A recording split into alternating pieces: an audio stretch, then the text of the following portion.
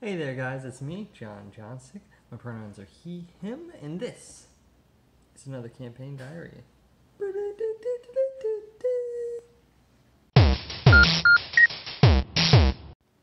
Last we left the Troll Skull Club, our heroes had succeeded in the dragon heist, returning 500,000 gold pieces to the city of Waterdeep. Afterwards, they went away for about a month's time, each following their own separate threads. Quick, our tiefling sorcerer cleric, going on a fact-finding mission with Vincent Trench, a Rakshasa private detective who lives in the city of Waterdeep. They made their way to a cave system underneath a misty forest, where they found Quick's wife, who had been disappeared, who'd been seemingly kidnapped 5 years prior. And she had these arcane capabilities that she did not previously have. After a short altercation, Quick's wife disappeared and ran away, actually. And so Quick, running low on supplies, headed back to the city of Waterdeep to find her friends and to make their way back to this tunnel system. So where we picked off this session, our intrepid band of adventurers were at the entrance to the tunnel system inside of the Misty Forest. They began to head down, taking a long rest, because when they arrived to the tunnel system it was nighttime. They took a long rest inside the tunnel, keeping watch, and then started making their way through. And this, at least from the area that they were entering in, it was just a very narrow, probably about 10 feet up and right and left before you get to dirt and wall.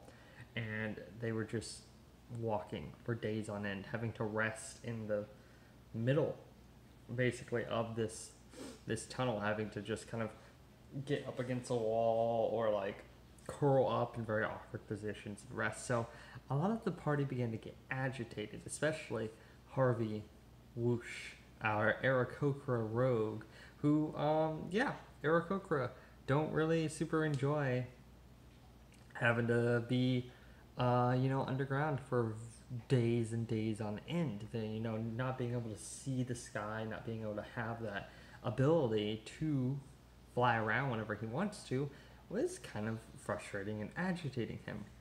After a while, just walking and making their way through this tunnel system, they eventually do come to this open cavern that kind of splits off into multiple different directions. And this is around where Quick had found her wife previously. And there's this campsite that's just been tossed and turned over, not much left over there. And the characters doing some investigating were able to find some tracks, some wagon tracks heading into a certain direction. Party followed those tracks and were able to see this group of Dorgar who were transporting a wagon of slaves. They were in the process of attacking one of these slaves, and so the party leapt into action. They all started a big fight, and well, it was interesting. The fight was going pretty well. I mean, the Dorgar are using their abilities, their invisibility, their enlarge abilities, and this leader had this whip that seemed to have these barbed spikes on it and allowed him to had some arcane properties attached to it as well, allowing him to cast the Hold Person spell on a hit, a strike. And the end of the session basically ended with this combat encounter, with the players defeating all of the Dorgar. However, our monk cleric, we have a lot of multi-classes, our monk cleric, Bryn, fell by the hands of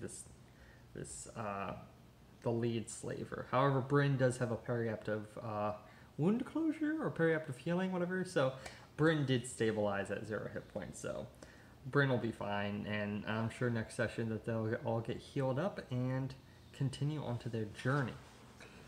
That was the summary part. This is the part where I just talk about how I felt about the session overall as the DM, and I really enjoyed it. It was very much For me, I felt like the travel wasn't necessarily something that we'd have to like step by step go through, especially once we get down to the tunnels, because I just felt like it might be a little bit boring of just being like, all right, here, day one, you're walking, and you're walking, and you're walking, and so really we just kind of, I was like, days go by, you guys have to. I basically kind of just laid it out for them of like, this is what's happening, and I had Harvey roll a charisma saving throw, because being an Aarakocra and being stuck underground, I felt like would really kind of, charisma is kind of all about like keeping your shit together, and so I just had him roll to see if he could keep his shit together, and he's just not having it. And Cameron was great, just role playing that, and all of the party really were great, just reacting to each other and to the situation, and to just that natural agitation seeping up of like, yes, we know we're doing something good, we know we're doing something that we're supposed to be doing, but at the end of the day, we're in a tunnel for days, walking and walking, and it sucks. You'd be annoyed, you'd get frustrated, and so that was just great that the players were reacting and acting to that on their own without any sort of, besides, I mean, the charisma saving throw, but even then, before that, Cameron was still playing that up before I even had him roll, so it was just a really great RP moments, some great in-character moments for the story. And the Duergar encounter was a lot of fun, mostly because there were about 4 Duergar. I kept 3 of them the same as they normally are, just same attacks, same abilities, everything. And then I changed the leader because I wanted him to be a little bit tougher, and so I gave him some fighter abilities, the ability to do second wind, the ability to do an action surge, and then this whip, the jailer's whip. It's this barbed whip that allows him to also cast hold person. So it'd be interesting to see if, because I'm sure they're gonna try to loot these bodies, because of course you're supposed to, and so it'll be interesting to see if anyone takes that whip if they want to, or I created it on D&D Beyond for them if they want it, but that would also, I mean, he just freed a whole bunch of slaves and he's just like, oh, by the way, I'm just going to take this whip. That's not weird at all, right? So it'll be interesting to see what happens with that. And this is really, the start of the actual, I think this right here is where the story starts. Them kind of traveling and getting over here, and even to an extent, Quick finding her wife during the downtime. That was still interstitial, I think. This is where the next story arc really begins. This next session that we're going to have, where they are finally getting to meet denizens of the Underdark, people who live here, people who have lived their entire lives here, and they get to actually learn a little bit about the Underdark and what is going on right now, and how that may or may not be intersected and affecting them and the material, the world above, because sometimes things are connected and sometimes they aren't, and so it'll just be interesting to see what has been happening in the Underdark and how that has been affecting the world above, or what that has to do with Quick finding her family. And I mean, if the possibility shows up that there is a lot of bad stuff going on down here that doesn't connect to that, what'll Quick do, or what'll the party do, will be interesting, because there's always that great storytelling trope of like, all right, so you can either go this way and save your family, or you can go this way and save a whole bunch of innocents. That's that Sophie's Choice type thing is always interesting. So it's gonna be a lot of fun. I've got a lot of backstory notes, and I've already I really enjoy the NPCs that I've created for the Underdark and for this specific group that they're finding, and also whatever items and things that they might find on this slaver's wagon and on these Duergar will be very interesting as well.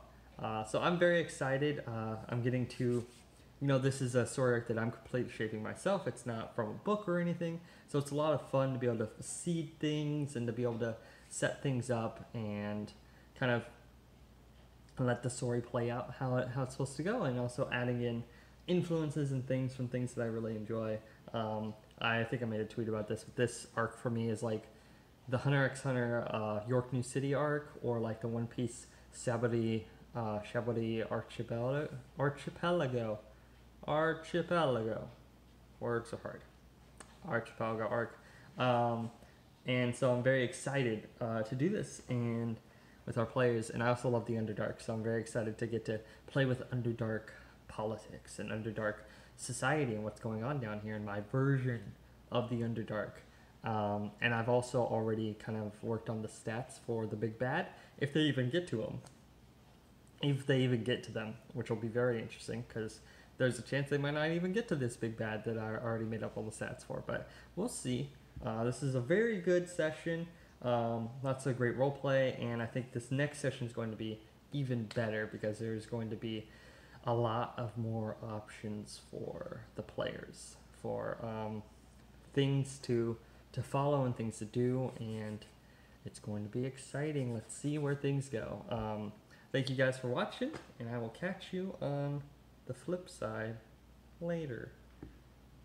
Why do I talk?